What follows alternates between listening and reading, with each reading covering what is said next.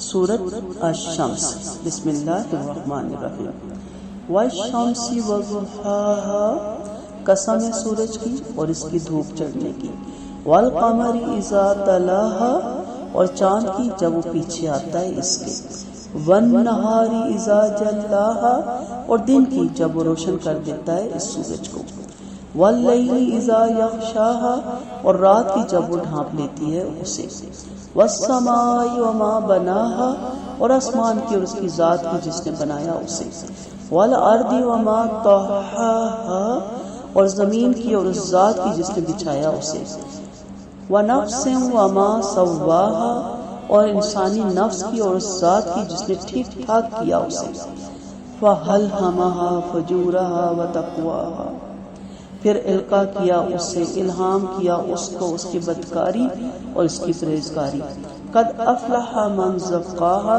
یقیناً فلاح پا گیا وہ جس نے پاک کیا اس کو یعنی نفس کو، وقد خاب من دساها اور یقیناً ناکام ہوا وہ جس نے دبا دیا اس کو یعنی نفس کے شعور کو، خیر کو، کذبت ثمود بتقواها چٹلایا قوم ثمود نے اپنی سرکشی کی وجہ سے، عظیم بعث اشقاها جب کھڑا ہوا اس قوم کا بڑا بدبخت، فقال لهم رسول اللہ ناقۃ اللہ وسقیاها تو کیا ان سے اللہ کے رسول نے اللہ کی اونٹنی کی اور اس کو پانی پلانے کی وعدہ نہیں دیا تھا، تم حفاظت کرو گے، یہ بریکٹ میں آئے گا، کہا نہیں تھا، فَقَذَّبُوهُ فَأَقَرُوهَا فَدَمْدَمَ عَلَيْهِمْ رَبُّهُمْ بِذَنبِهِمْ چنانچہ انہوں نے جھٹلایا اسے پھر انہوں نے مار ڈالا اس کو تو تباہی ڈال دی ان پر ان کے رب نے بوجہ ان کے گناہوں کے، اور پھر برابر ملیا میٹ کر دیا اس بستی کو، سواها برابر درست، وَلَا يَخَافُ عُقْبَاهَا اور نہیں ڈرتا وہ نہیں ڈرتا اس کے انجام سے۔ مختصر تفسیر دیکھ لیتے ہیں۔ زندگی نے وفا کی، اللہ کا حکم ہوا تو انشاءاللہ تفصیلی بھی 30ویں پارے کی تفسیر کرواؤں گی، ابھی مختصر تفسیر ہم اس کی کر رہے ہیں۔ اس سورت کے پہلے ہی لفظ الشمس کو اس کا نام قرار دیا گیا۔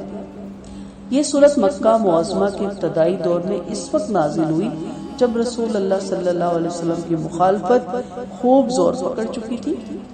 اس صورت میں نفس کی ہدایت اور گمراہی اور قوم سمود کی ہلاکت اور تباہی کا ذکر کیا گیا ہے۔ سورۃ شمس مکی ہے، اس میں 15 آیتیں ہیں، ایک رکوع ہے، 56 کلمات ہیں اور 254 حروف ہے۔ اس میں بتایا گیا کامیاب کون ہے۔ اللہ تعالیٰ کا قاعدہ ہے کہ جن حقائق کو انسان کے ذہن نشین کروانا چاہتا ہے ان کی شہادت میں وہ سامنے کی چند ایسی نمایاں ترین چیزوں کو پیش کرتا ہے جو ہر آدمی کو اپنے گرد و پیش کی دنیا میں یا خود اپنے وجود میں نظر آتا ہے۔ اسی قاعدے کے مطابق اللہ تعالیٰ نے 11 قسمیں قائم ہیں تاکہ یہ حقیقت انسان کے ذہن نشین ہو جائے کہ کامیاب انسان وہ ہے جس نے اپنے نفس کا تزکیہ کیا، یعنی اسے شرک، نافرمانی اور اخلاقی گرواہٹوں سے پاک کیا، اور جس نے نفس کو دبا دیا یعنی اسے گمراہ کیا، وہ خسارے میں ہے اور ناکام اور نامراد ہے۔ اس حقیقت کو واضح کرنے کے لیے اللہ تعالیٰ نے جن چیزوں کی قسمیں کھائی وہ یہ ہیں: سورج اور اس کی دھوپ کی قسم، یعنی اللہ تعالیٰ نے کہا ہے کہ میں قسم کھاتا ہوں سورج اور اس کی پھیلی ہوئی روشنی کی جب یہ دنیا روشن ہو جاتی ہے اور اندھیرا چھٹ جاتا ہے۔ چاند کی قسم جب وہ اس کے پیچھے آتا ہے، یعنی غروب آفتاب کے بعد چاند طلوع ہوتا ہے اور اللہ کے حکم سے اپنی روشنی بکھیرنے لگتا ہے۔ دن کی قسم جب وہ سورج کو روشن کر دیتا ہے، یعنی دن کے وقت سورج پوری روشنی کے ساتھ جلوہ گر ہوتا ہے اور تمام چیزوں کو نمایاں کر دیتا ہے۔ رات کی قسم جب وہ اسے ڈھانپ لیتی ہے، یعنی جب رات آتی ہے تو سورج چھپ جاتا ہے اور اس کی روشنی رات بھر غائب رہتی ہے۔ اس کیفیت کو یوں بیان کیا گیا کہ رات سورج کو ڈھانپ لیتی ہے کیونکہ رات کی اصل حقیقت سورج کا افق سے نیچے اتر جانا ہے، جس کی وجہ سے اس کی روشنی زمین کے حصے تک نہیں پہنچ سکتی جہاں رات طاری ہوگی۔ آسمان کی قسم اور جس نے اسے بنایا یعنی چھت کی طرح اسے کھڑا کیا، گویا اللہ تعالیٰ نے اپنی عظمت اور قدرت کی شہادت دی ہے کہ اس نے ستونوں کے بغیر نیل کو مضبوط آسمان بنا دیا۔ زمین کی قسم اور جس نے اسے بچھایا، یعنی زمین کو اس طرح پھیلا دیا کہ وہ مخلوق کی بود و باش رہن سہن کے قابل بن جائے اور انہیں کھانے کو رزق بھی فراہم ہوتا رہے اور رہائش کے طور پہ بھی کام آئے۔ انسانی نفس کی قسم اور جس نے اسے ٹھیک ٹھاک بنایا، یعنی انسان کو ایسا جسم عطا کیا جو اپنی قد و قامت، ہاتھ پاؤں اور دماغ کے اعتبار سے انسان کی سی زندگی بسر کرنے کے لیے موزوں تھا۔ اس کو دیکھنے، سننے، چھونے، چکھنے اور سونگھنے کی ایسے حواس عطا کیے جو اپنی خصوصیات کی بنا پر بہترین علم کا ذریعہ بن سکتے ہیں۔ اس کو عقل و فکر، استدلال، خیال، حافظہ، تمیز، فیصلہ اور ارادے کی قوتیں عطا کرنے کے ساتھ ساتھ ایسی ذہنی قوتوں سے مالا مال کیا جن کی بدولت وہ دنیا میں اس کام کے قابل ہوئے جو انسان کی کرنے کا ہے۔ نیز اسے پیدائشی طور پر گناہ گار اور بدکار پیدا نہیں کیا بلکہ سیدھی فطرت اسلام پر پیدا کیا، اور اس کی ساخت میں کوئی پیدائشی کمی بھی نہیں رکھی کہ وہ سیدھی راہ اختیار کرنا چاہے تو بھی نہ کر سکے۔ اس کے ساتھ ہی اللہ تعالیٰ نے نفس پر اس کی بدی اور اس کا تقوی الہام کر دیا، یعنی اسے اچھی طرح سمجھا دیا، اور انبیاء علیہ السلام اور آسمانی کتابوں کے ذریعے سے خیر و شر کی پہچان کروا دی۔ یا مطلب یہ ہے کہ اس کی عقل اور فطرت میں خیر اور شر، نیکی اور بدی کا شعور رکھ دیا تاکہ وہ نیکی کو اپنائے اور بدی سے اجتناب کرے۔ سیدنا زید بن ارقم رضی اللہ عنہ بیان کرتے ہیں کہ نبی کریم صلی اللہ علیہ وسلم یہ دعا مانگا کرتے تھے: اے اللہ، تو میرے نفس کو اس کا تقوی عطا فرما اور اس کو پاک کر دے، تو اسے سب سے بہتر پاک کرنے والا ہے، تو ہی اس کا کارساز اور مولا ہے۔ صحیح بخاری اور مسلم کی حدیث ہے 2722۔ اللہم آتی نفسی تقواہا وزکاہا انت خیر من زکاہا انت ولیہا ومولاہا۔ آمین۔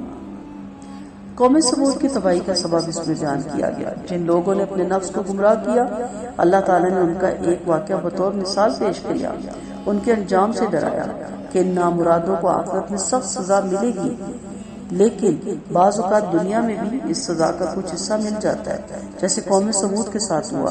انہوں نے اپنے رسول صالح علیہ السلام کو جھٹلایا، اور اس جھٹلانے کی وجہ ان کی یہ سرکشی تھی کہ وہ اس برائی اور گمراہی کو چھوڑنے کے لیے تیار نہ تھے جس میں وہ مبتلا تھے، اور اس تقوی کو قبول کرنا انہیں گوارا نہ تھا جس کی طرف صالح علیہ السلام انہیں دعوت دے رہے تھے۔ انہوں نے صالح علیہ السلام کو چیلنج دیا کہ اگر تم سچے ہو تو کوئی نشانی پیش کرو۔ اس پر صالح علیہ السلام نے اللہ تعالیٰ کے حکم سے ایک اونٹنی کو معجزے کے طور پر حاصل کر دیا اور ان سے کہا کہ یہ اللہ کی اونٹنی ہے، یہ زمین میں جہاں جائے گی چلتی پھرے گی، ایک دن سارا پانی اس کے لیے مخصوص ہوگا اور دوسرا دن تمہارے اور تمہارے جانوروں کے لیے رہے گا۔ اگر تم نے اسے ہاتھ لگایا تو یاد رکھو کہ تم پر سخت عذاب نازل ہو جائے گا۔ کچھ دیر تک انہوں نے اس پر عمل کیا، پھر انہوں نے اپنے سب سے زیادہ شریر اور سرکش سردار قدار بن سلف سے کہا کہ وہ اس اونٹنی کا قصہ تمام کر دے۔ چنانچہ اس کا کام کا ذمہ لے کر اٹھ کھڑا ہوا، استغفر اللہ، اور اس نے اونٹنی کی کوچے کاٹ ڈالی۔ اللہ تعالیٰ نے ان کے اس گناہ کی وجہ سے ان پر تباہی ڈال دی اور ایسا سخت عذاب بھیجا جس نے پوری قوم کو گھیر لیا۔ برائی کو نہ روکنے والا برائی میں شامل ہوتا ہے۔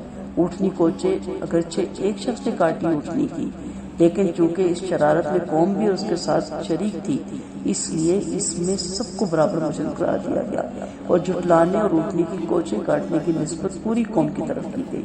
اس سے معلوم ہوا کہ برائی کا ارتکاب کرنے والے اگرچہ چند افراد ہوں، لیکن پوری قوم اس برائی کو روکنے کے بجائے اسے اگر پسند کرتی ہو تو اللہ تعالیٰ کے ہاں پوری قوم اس برائی کی مرتکب قرار پائے گی اور اس جرم یا برائی میں برابر شریک سمجھی جائے گی، اور اللہ تعالیٰ پوری قوم کو تباہی سے دوچار کرے گا، کیونکہ اللہ تعالیٰ کو یہ ڈر نہیں ہے کہ اس نے انہیں سزا دی تو کوئی بڑی طاقت اس کا اس سے بدلہ دے گی۔ اللہ تعالیٰ انجام سے بھی خوف ہے، کوئی ایسی طاقت نہیں جو اللہ تعالیٰ سے بڑھ کر اس کے برابر ہی ہو، جو اس سے انتقام لینے کی قدرت رکھتی ہو۔ نعوذ باللہ۔ اس کی مبارک آیت مبارک کی حکمتیں اور تقاضے دیکھتے ہیں۔ نمبر 1، اللہ تعالیٰ نے 11 قسمیں کھائی، 11 چیزوں کی قسمیں کھا کے یہ حقیقت بیان کی کہ کامیاب وہ انسان ہے جس نے اپنے نفس کا تذکرہ کیا اور اسے پاک کیا، اور وہ شخص نامراد ہے جس نے نفس کو گمراہ کیا۔ اس سے انسانی نفس کی عظمت بھی واضح ہوتی ہے۔ پھر کوئی انسان یہ عذر پیش نہیں کر سکتا کسی نیکی یا بدی کا علم ہی نہیں تھا. یہ علم تو اللہ تعالیٰ نے ہر انسان کی فطرت میں رکھ دیا جس سے وہ نیکی اور بدی میں فرق کر سکتا ہے. نمبر 3، قرآن مجید نے انسان کے سامنے غور و فکر کے لیے وہ چیزیں رکھی ہیں جو روزانہ اس کے مشاہدے میں آتی ہیں. اسے بار بار دعوت دی ہے کہ ٹھنڈے دل اور دماغ سے سوچ بچار کرتا رہے اور اپنے رب کی نشانیوں کو پہچان کر اس پر ایمان لائے. پھر جو لوگ اپنے نفس کو دبا دیتے ہیں، سرکشی اور ہٹ دھرمی سے کام لیتے ہیں، ان کے لیے بطور عبرت قوم سمود کا ذکر کیا گیا کہ ان کی سرکشی کی وجہ سے اللہ کا عذاب ان پہ نازل ہوا اور وہ سفر ہستی سے مٹا دیے گئے. پھر برائی کو دیکھ کر اسے نہ روکنا برائی میں شامل ہونے کے مترادف ہے اور عذاب میں دونوں برابر کے شریک ہوں گے.